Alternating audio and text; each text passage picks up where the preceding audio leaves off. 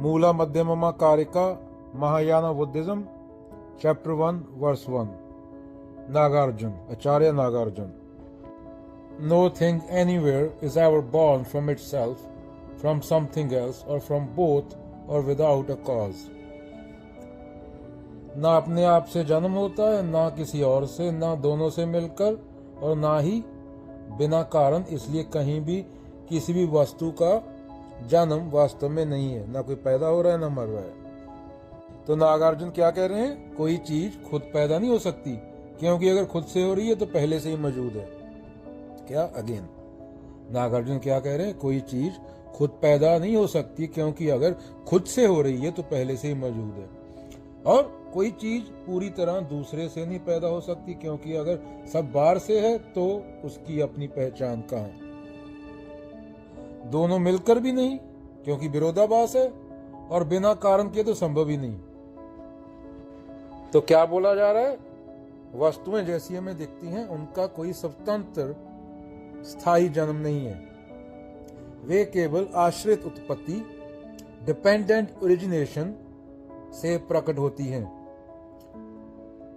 एक पौधा जन्म लेता है मान लो, लेकिन सच पूछो तो वह ना केवल बीज से आया है, ना केवल मिट्टी से, ना केवल पानी से। वह पूरा तंत्र है, बीज प्लस मिट्टी प्लस पानी प्लस सूरज प्लस टाइम। तो पौधा क्या स्वतंत्र पैदा हुआ? नहीं। पौधा तो बस परिस्थितियों का मेल है। मान लो एक बच्चा गुब्बारा फुला रहा है। दोस्त ने पूछा, ये गुब्बारा कहाँ से आया? बच्चा बोले, मैंने बनाया।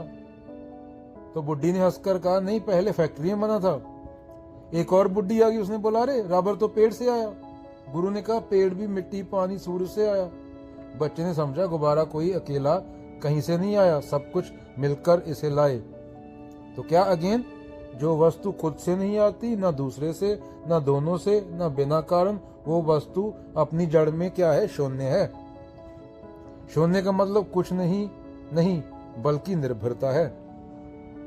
तो तिब्बती परंपरा में क्या बोलते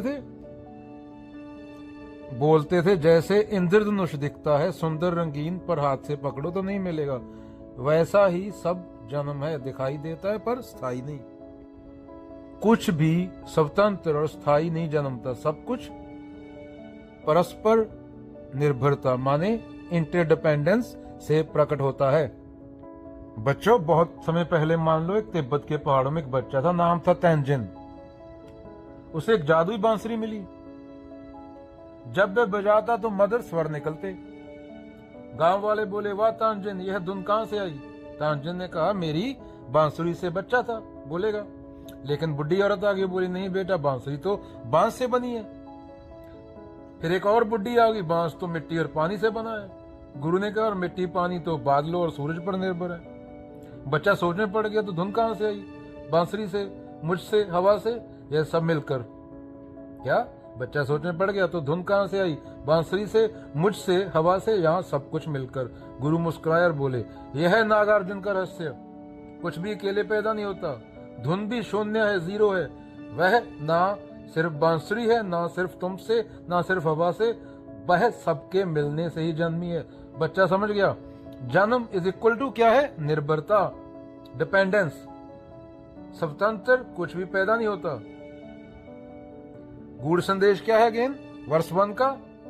कुछ भी खुद से या बिल्कुल ही अलग से पैदा नहीं होता। हर चीज अगेन परस्पर निर्भर है। समझे बच्चों?